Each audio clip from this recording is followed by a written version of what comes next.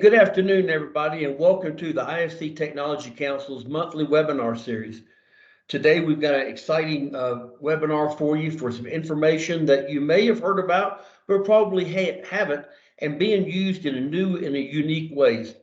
Again, the IAFC is all hazardous, all risk responder leader gathering. The IAFC represents the leadership of fire and emergency responders worldwide. Next.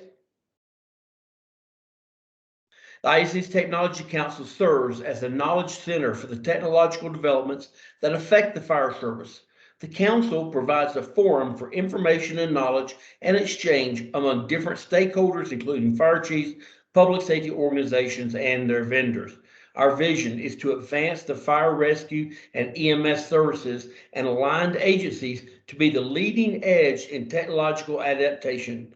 Our Chief Dan Muncie and our Vice Chair Tim Burke welcome you today, and we'll turn it over now to our presenters for the day for our monthly webinar. Please put your phones on mute, cut your cameras off if you directly are not speaking, so we have our full attention on our presenters. And at this time, I'm going to turn it over to our presenters, Tamara Coffey and Marty Powers with Real Time Networks. Take it away, y'all.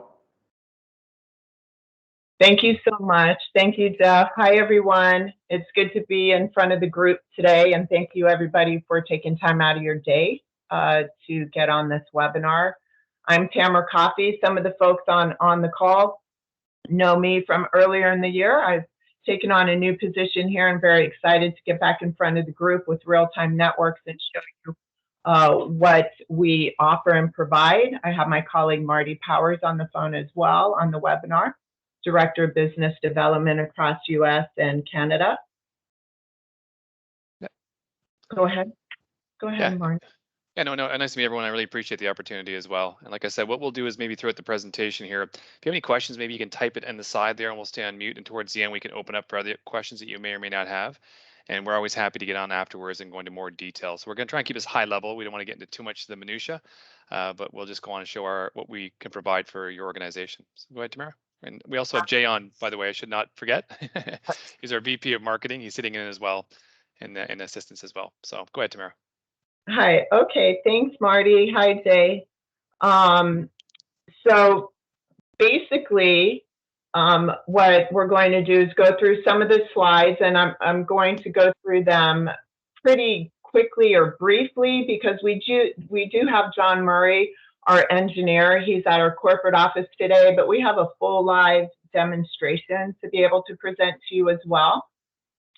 So Real-Time Networks, or RTN, has been around for about 20 years. And on this particular slide, you can see we have a whole realm from one end of the spectrum to another of customers and clients and different agencies from corporate organizations to state, local, federal, universities, etc.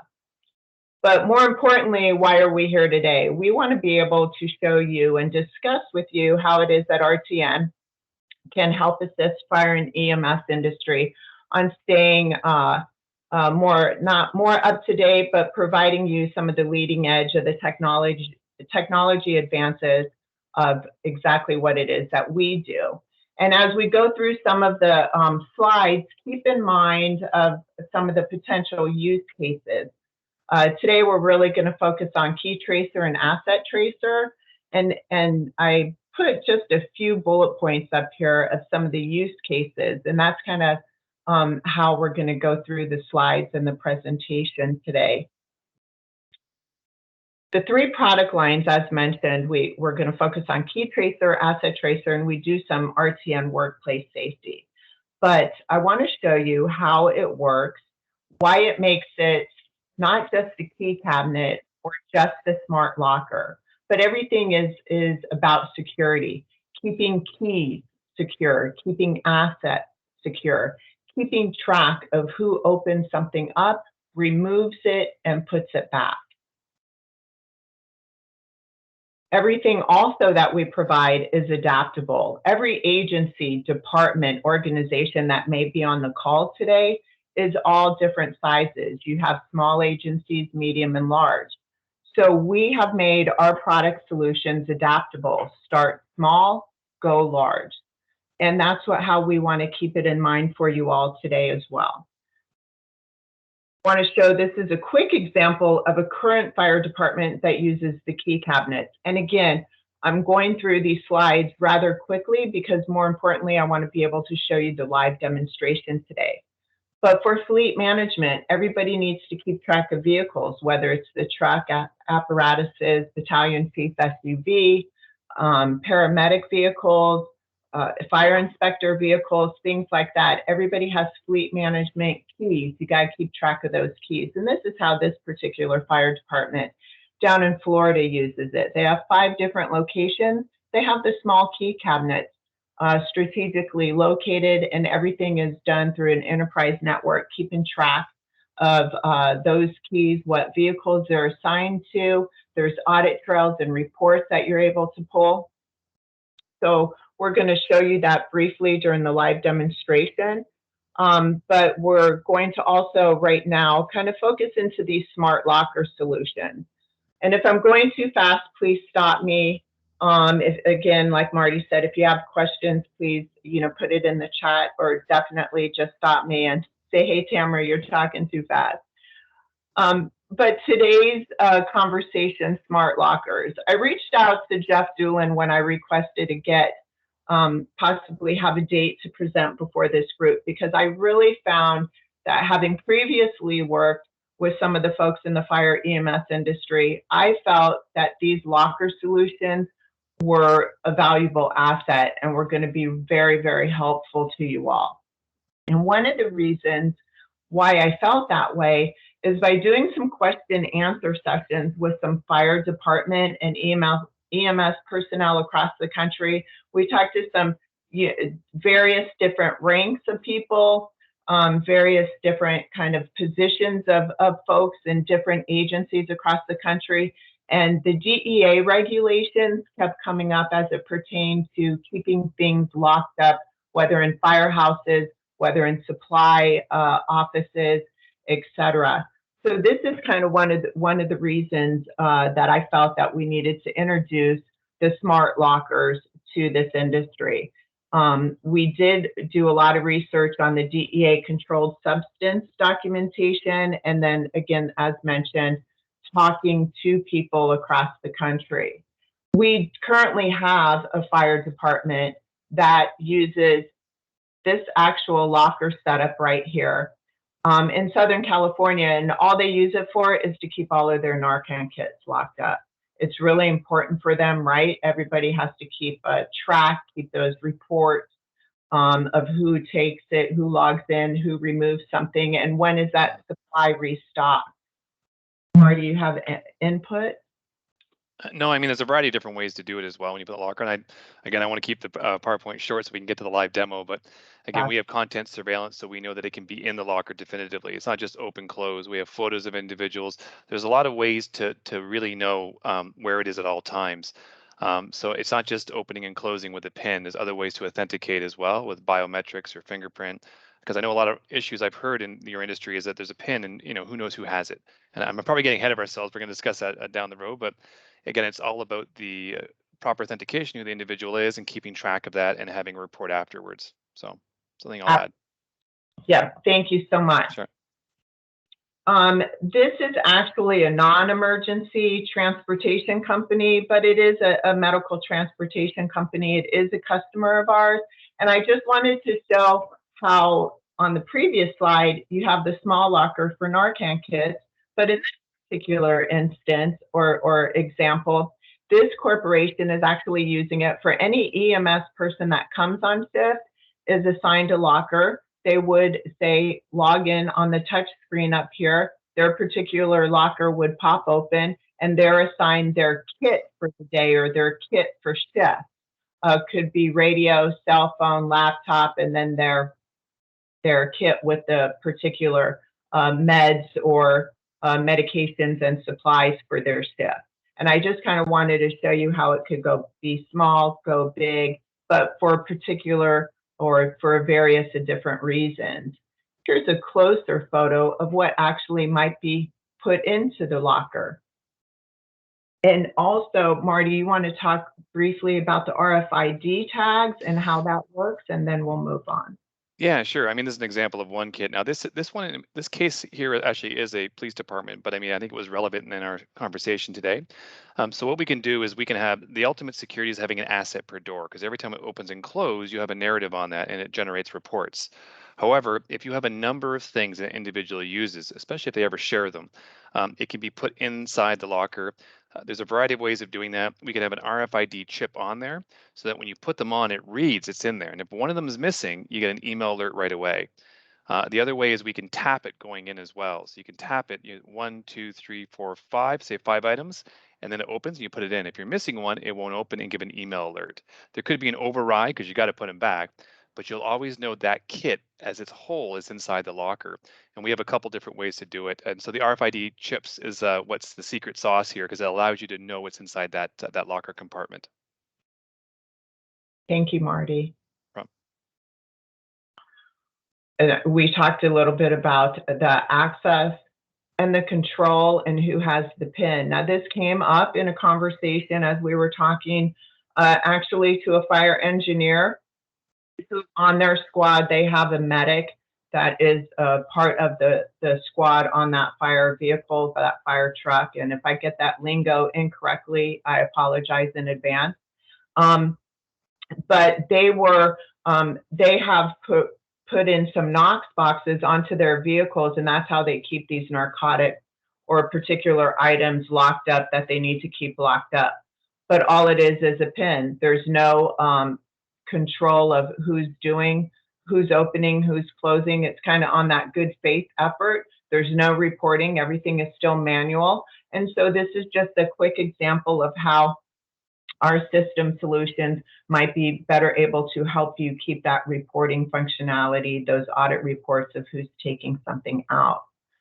As it comes to vehicles, this is, of course, an inside of a paramedic vehicle. You might have different compartments on the fire vehicles, but we wanted to show you how the locker systems could be embedded inside of the vehicles or inside those compartments of a fire vehicle as well. And you can see in this diagram, we have the touch screen to keep that audit trail or that security functionality of who's opening the unit.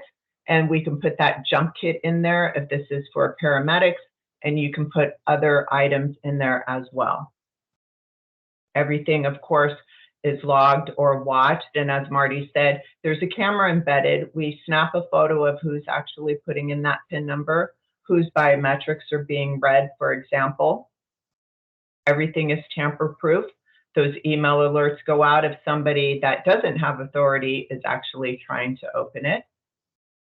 And when we speak of chain of custody narcotics down at the bottom, it's basically that reporting functionality. Chain of custody might come into play if, for example, if there's any arson investigators on the call today. Keep in mind that some of these lockers could be of value as you're working on that evidence and storing evidence for those arson investigations as well. This slide, very quickly, because I do want to move on to the live demos. I want to show that we do have the ability to have some of our units embedded with a coolant system or more like refrigeration, because a lot of these items sometimes need to be stored at the proper temperature.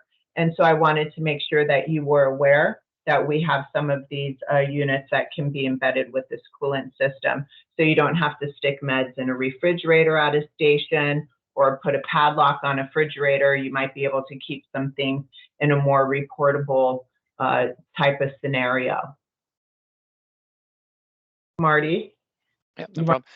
And one solution we were thinking about, we do this in a variety of other different verticals as well, is that hypothetically, if you have stations that are far apart, typically what I'm hearing is that the medication would be at one central station and everyone have to go to that area to replenish what they need when they're out on the road.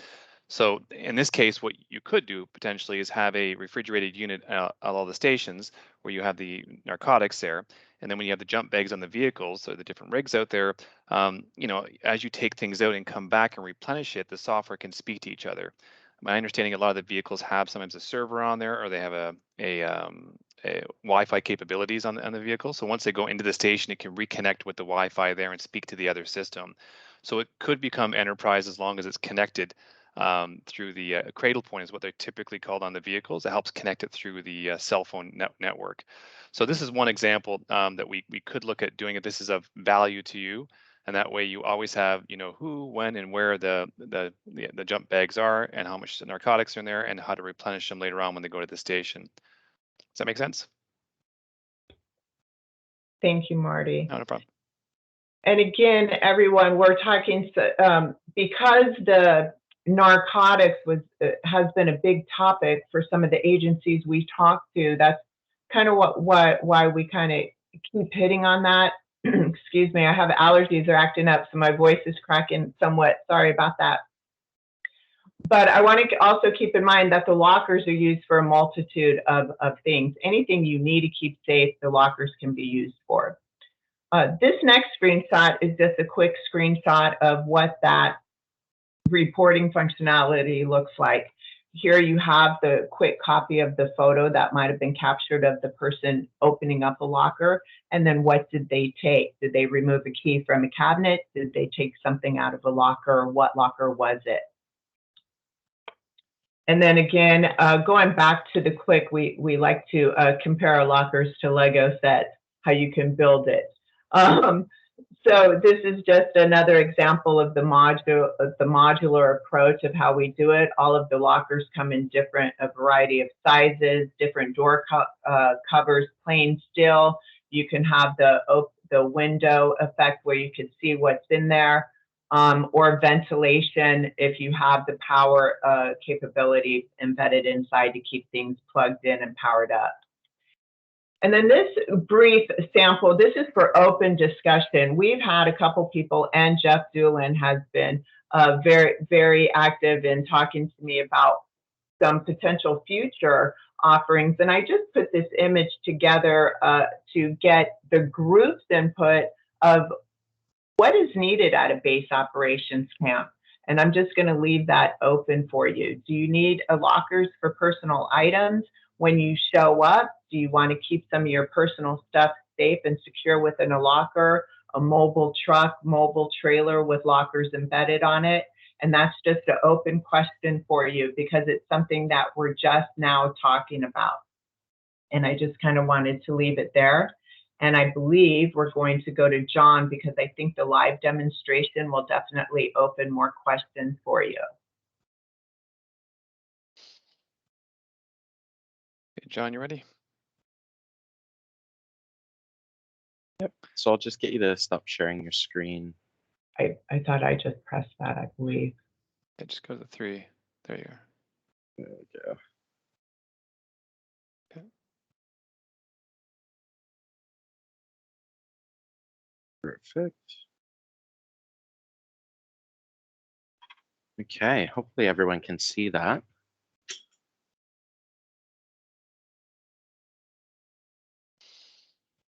Good to go, Marty? Yeah, so what we'll probably do first is I think we're going to do a demonstration of maybe taking out an asset and putting one back and showing the software. As you can see the far left-hand side there's that shot of our closer view of our software. And John, maybe we can walk through is maybe maybe the tap feature might be one to show, taking something out and showing that. Maybe we'll start there and then we can move to the kit. I think it's better to show what I was talking about because I do this every day. I know what this whole kit thing is, but for you, it might be seeing it would be a lot better to describe how it is. But I will point out one thing. There is a camera on the actual screen right there to the left, but there also is one up higher up that's a more advanced one. So in addition to taking a picture of each individual, which comes with the system, that's always there, we can also do short videos as well, just a small interaction of 10 or 15 seconds as people approach the locker. But yeah, John, if you want to take one out and show the tap feature, that'd be great. For sure. Yeah, so like we were mentioning with these systems, it's going to give you a lot of traceability in terms of what users are taking, when they're taking it, that sort of thing. So for our demonstration purposes, I'm going to use an access card, but like we mentioned, we can use PIN codes, biometrics, really any authentication method you might want. We can also have individuals answer any sort of EULA or provide a signature to say that they're the ones actually taking those items out. And then once that user signs in, they'll be given a take or return option.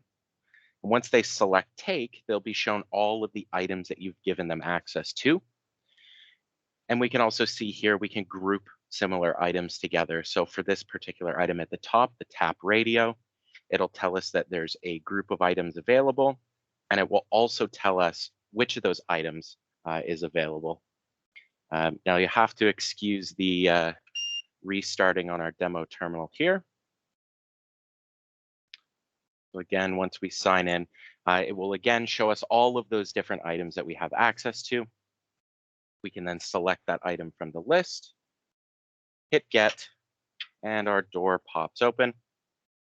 And from there, the system then knows that I opened up this particular door, took this particular asset, and then once I close it, the system will then time out and pop you back to that main screen. Now, for items that don't have any sort of tracking, whether that be through a USB connection for things like iPhones or Android devices, or through a passive RFID tag using an antenna within that compartment. And those antennas look something similar to this, and they're just secured with magnets. You can actually move them around that compartment to get a better read on those assets. If you want to do it in more of a passive way, what we can have the users do is when they come up to actually return their item, we can have them present this little chip that we attach to the back of each of these assets. Once they come up to the system, they'll sign in, accept the EULA if you've enabled it. And then from there, we don't even have to tell the system that we're looking to return the item. We simply just scan it on the system. It knows we've already got it out, and it will tell us what it is. And from there, we can select if there's any issues with it. And if there isn't, we can simply just hit the return option. So again, we'll sign in, present our asset. We've got no issues, so we'll hit OK. And the system knows exactly where that asset is supposed to go. So it'll pop it open. And then from the terminal there will be a notification to let us know to close the door once we are done. And then again, once that door is closed, that alarm goes away. Now that's just sort of our basic take and return option with a single asset per door. But like Marty was mentioning, we can also do kits. So if you had to store multiple items behind a single door, we can certainly do that as well. Keep in mind too that this is for demo purposes, and we have a variety of different types of doors there. Off to the side, you're maybe wondering what those long, narrow ones are for. Those are for long guns for police. But I have one EMS in New Jersey that has about maybe 12 of these systems and have a terminal and just the one door. That's it. And the reason being, the use case there was that it was so far apart that they wanted to have a locker at one of the stations there, and that way we could replenish some of the supplies because they couldn't get back to the headquarters. So, and again, they're all networked as well, and they also have a key system beside it.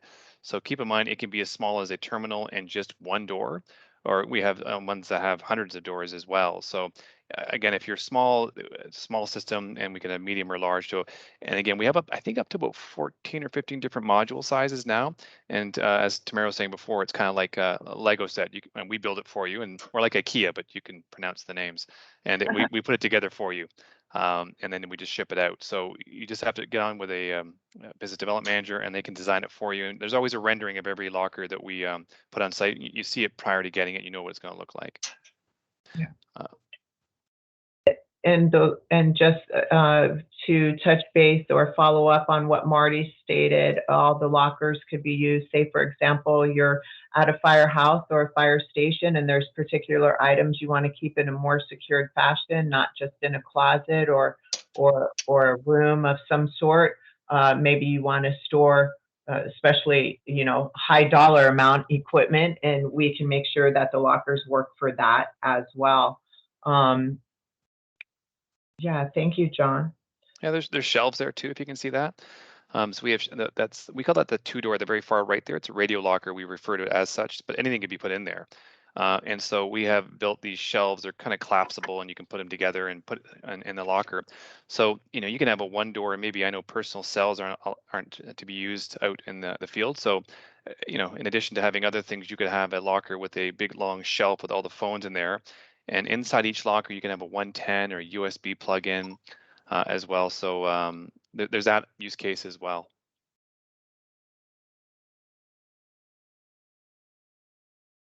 Yeah.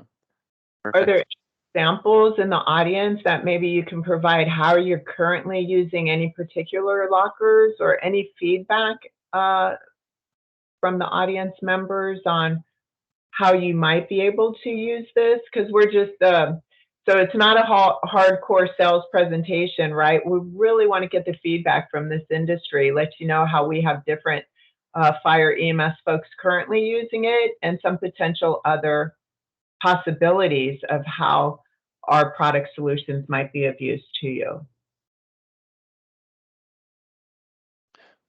We saw the strongest use case in the DA policies in terms of like just narcotics. I thought that was the one that might be the most important, because you want the ability to audit who's accessing it and who's replenishing it. So that was what we thought potentially when we were talking to Jeff might be the strongest use case. Also, the when it comes to the fires, the forest fires, in terms of that one rendering that Tamara put together, it'd be interesting to see if that would be something that would be of interest to the group here. Yeah, I have a question. It's Chris Scheimer. I'm from Sure. the EMS section. Sure. And, you know, I see this, you know, that a cabinet that's customizable to be in a fire station. And you might have mentioned it, I might have missed it, but is it customizable to the point it can be placed in an ambulance? Say, for example, an ambulance, one of the interior compartments in the ambulance to keep your controlled substances. Yeah, we were looking into that because we saw, like, we know someone that's out there right now is called the Knox box, and we looked at the dimensions of that. Yeah, ours could fit into that particular size. It would be a little bigger because we have a terminal up top, and that's where the smarts are. So it's not just pen open close like other ones I see out in the industry. So it can. I'd have to see what kind of vehicle you have. The only thing is if you put it in the side of a vehicle, we're looking at that, and depending on the weather, I mean, because of the electronics in it, we'd have to watch that. But yeah, I can give you dimensions on this, and is my understanding, I think there would be enough room in there based on the things I've already seen in the vehicles. And Chris, is your idea, like, you think that it would be the best use case of this might be inside the vehicle where you'd put the jump bag? Was that kind of where you're going?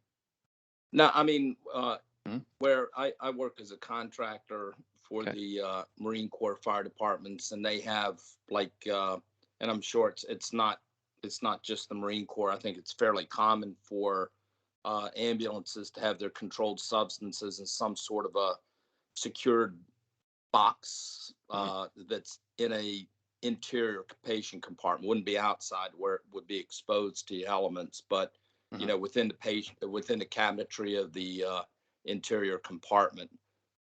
You know, you mentioned Knox, and I guess that leads me to another question.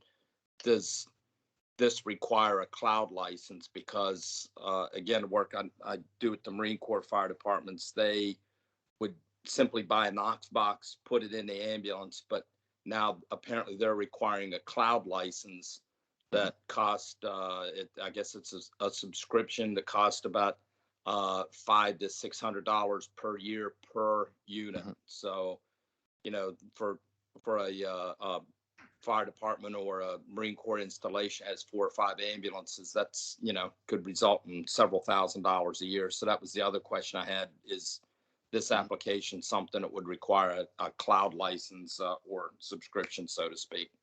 Yeah, I mean, we have put things in the cloud, but typically this is on-prem. It's behind your firewall on a wide area or local area network. There is a recurring fee like the other one, but it depends on the size of what you're getting. So it might be somewhat similar if you're getting a small unit. And that is the reason that recurring fee there is just because we're constantly making updates to the software. So it would be for that reason. So, but it's not cloud-based if you don't want it cloud-based. And we find that most people want it on-prem or at least behind their firewall. Would that be the case for you? Would you prefer that? Well, I don't know. That's Yeah. a question that would have to see what, you know, how they do it, and you know, and you know, with the work I do with the Marine Corps, the security is an issue. Trying to get where they would have access to it. You know, you have to go through all kind of security for them to be able to access it on the internet from their computers that they have on in their fire stations. So that would be another issue. Yeah, yeah. I mean, I know with security, we have a lot of large customers like Microsoft and Amazon, and they put us through the ringer on the security. We have lots of documentation because of that in terms of security. But everything we have is browser based, by the way. So any browser you have, you can get the software.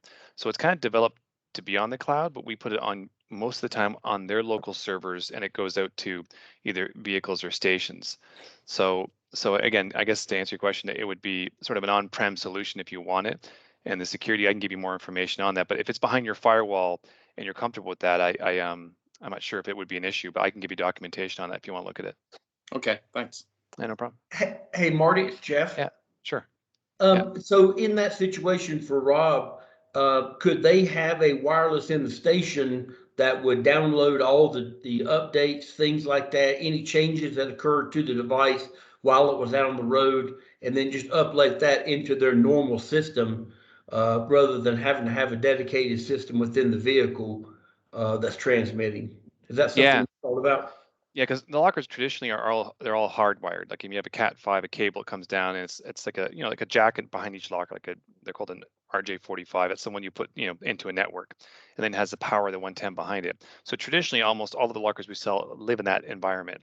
But if you had a vehicle coming in that had Wi-Fi capability, and then once it came into the station and was on that network, theoretically, it would just update everything. Because everything we sell, if it's multiple key systems or lockers, they all speak to a centralized database. It's just how they connect, whether it's hard or soft. Soft meaning over the wireless or LTE. So yeah, Right. we could do that. Does that make sense? And that make very much sense. Okay. And Tamara, congratulations on your photo of the Boo tractor trailer. You listened to me. But that brings up a really good point. So we have thousands of people that deploy in wildfires or hurricanes or floods, or even small non-emergency events such as NSSAs, things like that.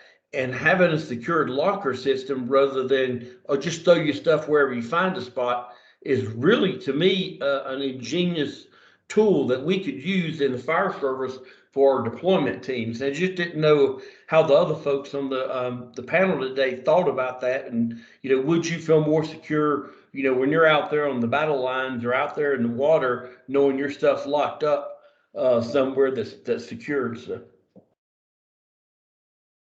Okay, thank you, Jeff. It would have taken hours doing copy, cut, and paste and putting 100 lockers in the truck, but I figured you got the gist. I took your words. I did the best I could for you on that. Yeah, we're gonna put Tamara in marketing. She's a brilliant. We have a question from Jay regarding the DEA regulations on the locker system. For example, Marty, I believe we do meet the double lock requirement.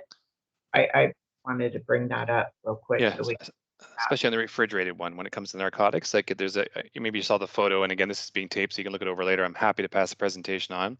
There's the outer door that you see here that's vented, and again, it could be clear or either be clear or it can be solid.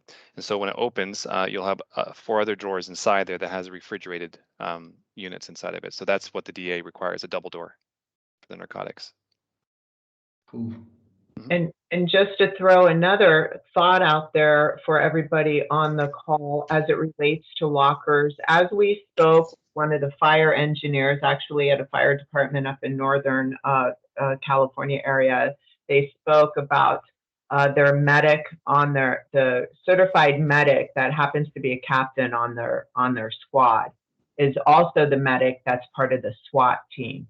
So that captain actually has to be certified to carry a gun, and at some point he will be certified, and that gun will need to be with him if he gets called to be part of a SWAT effort or SWAT emergency. And so that gun will need to be locked up in the firehouse. And so they were talking about the locker for locking up the weapon at that time, his gun. And so, of course, in the law enforcement industry, which I know no one on this call is part of law enforcement, but the law enforcement industry does use our lockers for a number of purposes, and weapon storage is definitely one of them. I wanted to toss that out there in case any other agencies on the call, or I'm sure you know of colleagues that might be part of a SWAT team when they're called out for medic and fire, stuff like that. Yeah, probably the use case for the guns may not be the long ones, but it could be that there's an 8-door right there that you see that little yellow kind of pelican case there. So handguns would traditionally go on that size of door. So if someone had a handgun, they brought it on. Again, I'm not sure if it's that common, but you can use that for cell phones or handguns or anything of that size. And that's one module. And again, we refer to modules. That 8 door is a module, the 2-door up top's a module, the 1-door is a module. With the long gun right there, it's a 3-module high. So these are some of the things I'm talking about, and how you can build that Lego set to your needs. Especially if you have tablets or laptops, need to keep track of those. That's the horizontal one with the clear door. That's traditionally what those have. And as I mentioned before, there's power in each one of these doors if you want, and it could be a 110 or USB. And through some of our question and answer sessions with different folks across the country, we were informed, and please feel free to provide how your procedures are at your own department or agency. But you have the tablets that are basically kept on the dashboards, right, of the vehicles when someone's on shift. But when do those tablets get repowered, or is anything removed from the dashboard of a vehicle and then replaced with a different one you can swap out into the lockers? That's another scenario. And then what about arson investigation? That's a question that I have asked several people. I know it's done differently in different departments and agencies. Anyone on the call today have any input or additional information regarding how arson investigations are done and how that evidence is stored? Obviously, a car door or oven can't fit into any of the lockers that we provide, but you do come across, I'm guessing, other pieces of evidence. And how is that stored and kept with the fire arson investigators? And then when is that deemed criminal and then turned over, I guess, to law enforcement? Or is it turned over, and does your agency keep it until trial or what have you? That's just kind of an open question I personally have as regards to that.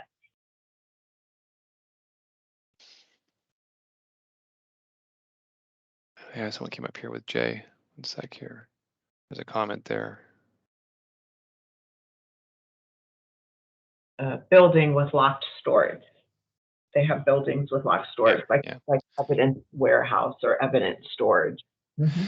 Yeah, because I mean the lockers could be for evidence. I mean smaller things, but if you have to get in, I read the policies in terms of having to have something built that's to a certain design, so it's strong that no one can break in. So when you have these protective rooms where some of the evidence is there, I mean the key could be used as a way of every time someone grabs it, there's a report that someone enters that particular room to look at the evidence as well. So, and we do a lot with yeah, and again, someone's saying here they just have a smaller department they share with the police. So if you have chain of custody and you have to do things with the police, once you get that evidence on there, and we do chain of custody with other police stations as well. I see, take your evidence to the police station and store it using their procedures. Okay. So I think in some cases you're taking it there, but if you ever do have to hang on to something, we have the ability to preserve that chain of custody, either with keys that get into a particular area, because every time you take a key or return, there's a report generated. And also if there's smaller things and maybe inside that room you have the locker, that would be another way. Any other questions at all or comments? I have a quick question for Jay, as it comes to the investigators that need to carry guns. Is it just the current gun safes that they currently use? I'm guessing. I think that's what he said. Someone talked about a smaller footprint as well. Mm-hmm, mm-hmm. They have big guns. Big gun safe. Perfect. Okay, yeah. And as far as a smaller footprint, I mean, we have the ability to design these with smaller ones, we have to find out what size you want. Right now, as it stands, we'll have like, you always have that one terminal. And by the way, the terminal, it's embedded in this case in the locker, and that's the preferred method. However, we have a side mount too. And I was looking at some of the vehicles. It's possible if spaces get tight where you can I can make it go on a 90-degree angle if that serves your purposes better because there's limited space. So we do have some play in terms of how we position it for tight spots. And we have a fabricator that makes the lockers. We don't. We do all the wiring and the programming and the designing. So if there's something you need, let me know. But as the terminal is right now, it's typically this size. I could just make it shallower, and it could be a side mount. So, but if any of you want some dimensions, I'm happy to do some renderings, send them off to you. If you want to send some space allotments or in terms of what size you have to play with, I could see how that would work for you. And then going to Corey's question about the downsizing of the footprint, like you mentioned, Marty, it is the terminal. I did forward Jeff a copy of the PowerPoint, so he does have that. And of course, we have this being recorded. So Corey, if you see my, I don't even know if my arrow will show, you have the terminal, and then the lockers are modular. So it could be as small as just the terminal with the two at the bottom, Marty, because everything is done in different modules. It's not as big as what we're showing. That just happens to be in our demo room. Every module is different, and it can be, as Marty said, one terminal with two cabinets, or the 8 doors for the cell phones, etc. So everything is customizable is the word I was looking for. And to the question I saw popping up as well, the answer is yes. We have a you actually can have as you're correct, but the police will have a locker there and they have a pass through, so we can have it open in the back as well. So that is something that we do, and that's not necessary when you have a evidence room, a larger one behind the locker. So this could be the documentation, the terminal, so everything goes through here and it's passed through. So yeah, the answer is yes. And then can we put a gun on a shelf and ensure that no one else can get to it? Well, if you put it on, if you open the door and there's shelves inside there, the only way you could do it is if you had an RFID and you tap it going in, right? And then you would know that someone was there. There's a picture of the person putting it in. They tapped it. They were there with the gun, and they put it in the shelf and they close it. But once that door is open and there's a number of, say, things there, such as guns, you know they could take 3 or 4 of them if they wanted to, and you assume they put it back in when they tap it. The other way is if you have an RFID on the gun and there's an antenna there to read it, it could work that way. It depends on how many guns and where they're placed. It's a bit of an art to it, which we can do. With weapons, you know, we typically like to have 1 per door. It's just a much safer way to go about it, and it generates the report. So the answer to yours, yes, it's possible, but it's the preferred method is a weapon per door. We're always saying that if things are dangerous, I was not thinking like jail use it. Yeah, I was looking at another question there. If it's dangerous or expensive, that's where we seem to come into play because people don't want to lose things or get things stolen. And if it's dangerous, you want it in a one-to-one relationship. So, Did you get that last question? So Sorry. I think what Jay's asking is can you control who can open which door? So Oh, say yeah. there's 4 doors that I only have access to 3 of them, and Yep. you have access to the other one or all of them. Sorry, I misunderstood that. Yeah, absolutely. Yeah, you and by the way, you can add the information manually. You can import it. We also have LDAP that it speaks live with another system and it puts all of your staff in there, especially if you have high turnover, which I don't know if that's the case here. So, but yeah, so you can do it that way. Does that answer the question? so like if jail use was okay, perfect, good. Good.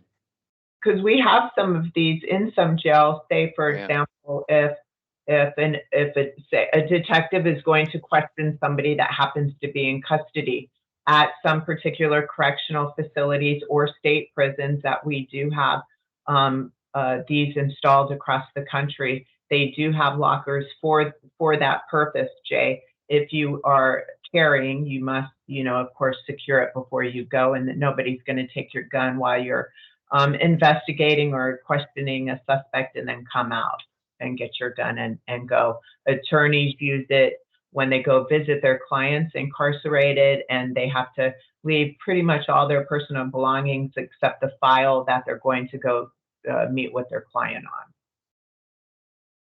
Especially visitors, we can give them a tag. When you walk in, you give a tag. And yes, guns are like luggage at the airport. They all look like, yeah. So this one, you can get a card and you can give it to them. They could tap it. It opens. They put their things in there, and then they tap it on the way out, and they give the card back. We also have the ability. We have door traps. I don't know if it's going to be a use case for the audience here, but I can attach things to a device, so that way, if it walks through a door trap, it'll alert you. So if you don't want something leaving a particular area, I can have sensors on the door or an area, and then once it passes through or goes somewhere, it will alert you with an email or audible or visual alarm. So we've done that before in the past. So again, not sure. I think you're coming and going in the station, so I don't know if it's a good use case for everyone here, but that's a possibility. Marty, I got a question about Sure. storage lockers that would be in a station or even on the side of a fire truck. And these lockers might have 4 or 5 different things: the EMS jump bag, the O2 bag, the narcotics bag, and whatever. Let's say it's 4. And could you use your RFID tagging to actually put those in and let it read on the truck that all 4 are secured in that locker? Or, oop, oop, hey, you're missing 3, you're missing the O2 bag. Yeah, the best way to do that is I would do the tap ID, I think. The reason being is that when you have tags and all these things, and let's say you put them into a shelf, they can't really read through each other. I mean, it depends where it's positioned. Sometimes it does, sometimes it doesn't. What works every time is if you walk up to it and you tap it, you have the bag and you have a tag on it, it can be tied to it. You tap it, then it opens up, and then you put it in.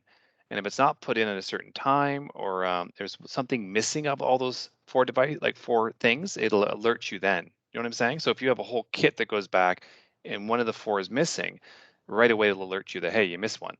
And it could be an email alert or an audible alarm. Would that meet the use case? Like, Yeah, sure would. so.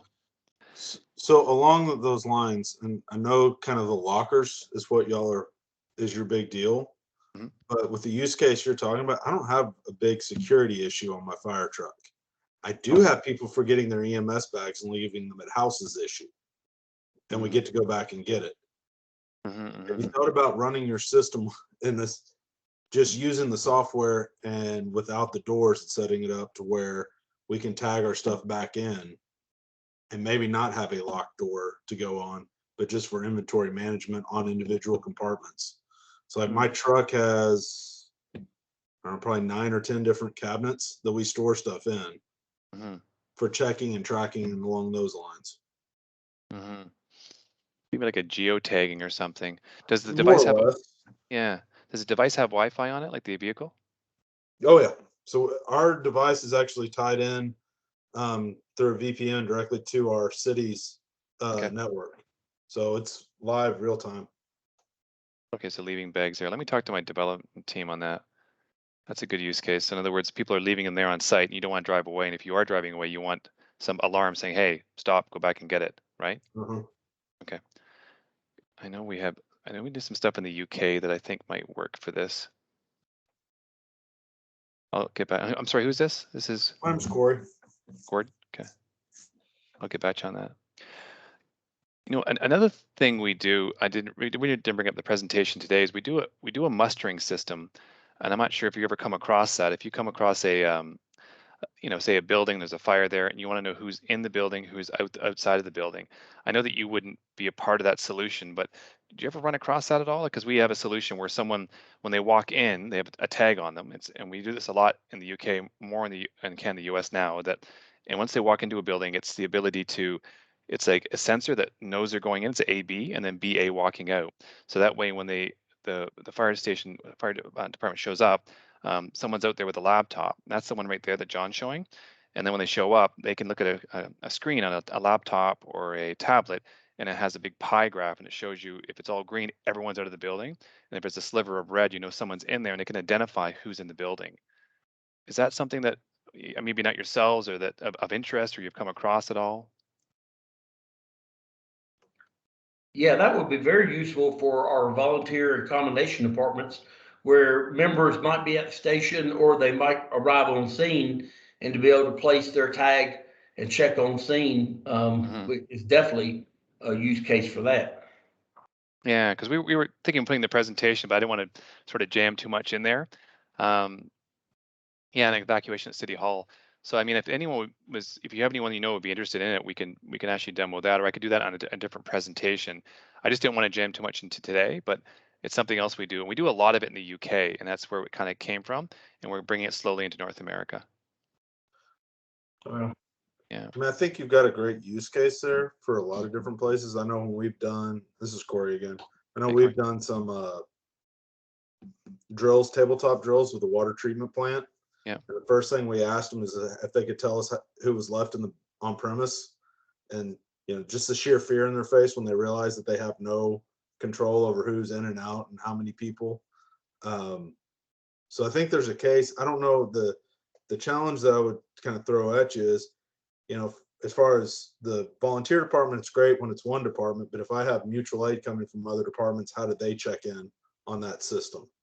So does it become a county-wide system, a regional system that they can get how do they get an RFID tag or a tag to be able to register on our system being different agencies? Yeah, in terms of how it speaks outside of their own existing environment, I mean, we'd have to extend that software to someone else, and you'd have to be on that, I think. Like I know how it works. Like you would, in other words, if there was a building there and you had people going in and out, you would want that software extended to the responders that go there as well. Is that what you're saying? For sure. So like a school district, Mhm. that would be pretty cool even if you just tell if all the staff was out. Yeah. So Yeah. that would have to be an agreement between the school district and the responders on scene. Yeah. I mean, it's again browser based, so we can throw it into the cloud. So if all of a sudden that was the case, it would just be a username and password, and anyone can get access to it. So that's a possibility. I know the only systems I've seen out in North America that do exist is an access card. So if there was a fire, you'd have to remember to tap on your way out, which isn't going to happen. Right. And that's why we had to come up with a system like that. I know we're getting close to the end there. I think a few people are going to drop off. Is there any other questions at all, or? I have a food for thought comment on what Corey was just bringing up. So if you have, say, a city hall or a high school or a college campus, and that college campus had the mustering, right, the workplace safety and the mustering capability, and Corey's team went for an emergency, would an access card, like a master key, almost be able to work and allow Corey's first responders group, as an example, to then be able to log on to that campus safety mustering system? That's kind of food for thought. I think that goes with what he was asking.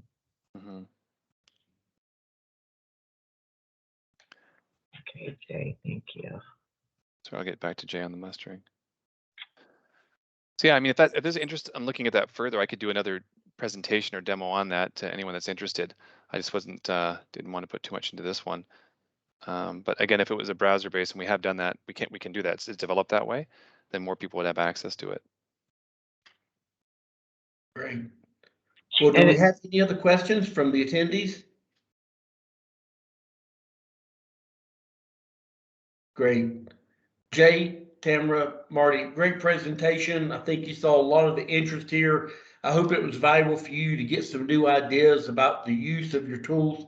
And I think you'll be hearing from several of these folks about opportunities to try and solve their problems. So again, from the IAFC Technology Council, thank you very much for presenting today. This recording will be available in about a week on the Technology Council website. Thanks, everybody, and have a great day. Great. Thanks, everyone. Thank you, everyone. Much appreciated. See you. Bye-bye. Thank you.